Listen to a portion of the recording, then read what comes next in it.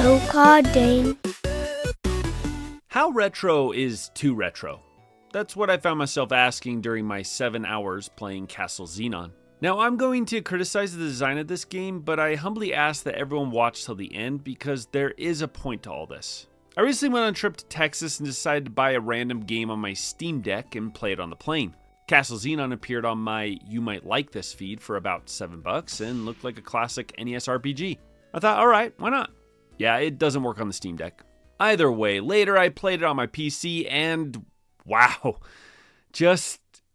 okay, so whoever developed this has an unhealthy love for the classic RPGs. If I were developing something like this, I'd include the fun things about those old games and change the nearly universally hated aspects of them. For example, in Castle Xenon, the random encounter rate is obnoxious. Not only that, but battles are brutally difficult and you get practically 0 gold and experience for them. Another example, no one, and I mean no one, likes poor accuracy in turn-based RPGs. Nothing creates a feeling of disdain for the game you're playing more than constantly wasting turns missing the enemy. It doesn't even matter that my priest has a skill that increases accuracy. This is not a fun mechanic. Another example, status elements were done poorly in these older titles. It's an objective truth, fight me. Status elements should be a hindrance, but they should never make the game less fun. Good examples of status elements would be the Frostbite element in Wu Chang Fallen Feathers. This halves your stamina bar for a short period, forcing you to be judicial with your movement. This is a fun challenge. Getting poisoned and having to use an antidote from your menu after each battle is not fun in the least. Now, what did I like about Castle Xenon? The pixel art is fantastic. I love that the developer didn't go with chibi sprites in battle. Speaking of, the enemy sprites are amazing. Some of these boss designs are incredible. Also, it was fun to see fan service, though a little over the top, in an old-looking title like this. It took me by surprise as many of the old NES and SNES RPGs were censored to oblivion. Jiggle physics in this style is wild.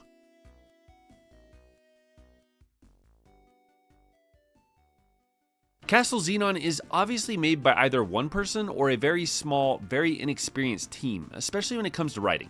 I dreamt there was a lonely girl sitting on a rocky promontory overlooking the night sky. I couldn't see her face, but I thought she must be very pretty. You don't say! I also thought she must be a nice person, and I wondered, what was she doing outside? Why was she alone?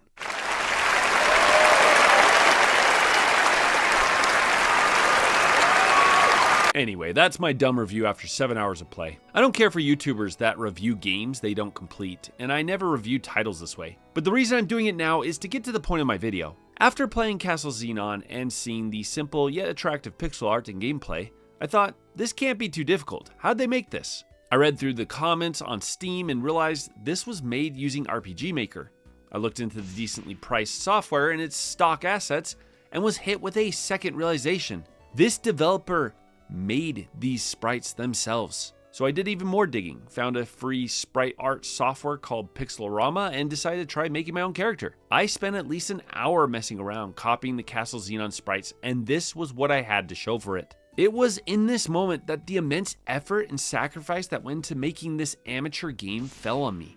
This developer, Steeplesoft, probably spent hours, days, months, hell even years creating a game they're passionate about. I gave up in the first hour on something they finished to completion.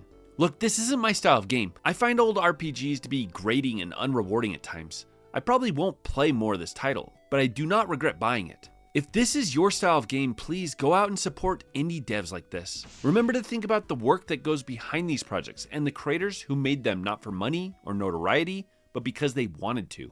All in this self-righteous rant with this comic I found online. Let's build up the RPG community, not tear it down. Have a great day.